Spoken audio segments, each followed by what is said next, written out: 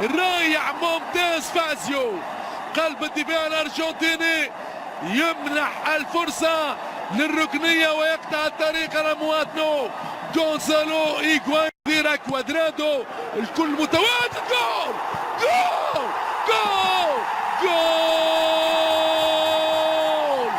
جول هو مهدي بن عطية نجم الكرة المغربية أحد أبرز المواهب العربية. مهدي بن عطية حطها له في الشباك جابها له. هو مهدي بن عطية السيدة العجوز حكيمة معلمة الفوز. كولانوف يوسع والكرة فازيو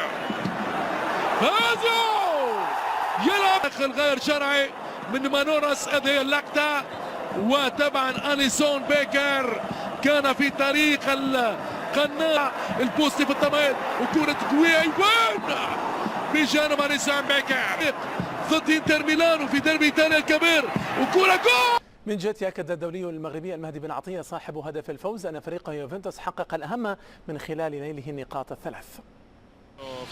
هذا يسعدني ويسعدنا أن نسجل أهداف وهذا أمر طبيعي وأنا سجلت أمام فريقي السابق وهذه سعادة مضاعفة ولكن والأهم مني أنا شخصيا هو فوز الفريق والأهم أيضا كان ألا نستقبل أهدافا.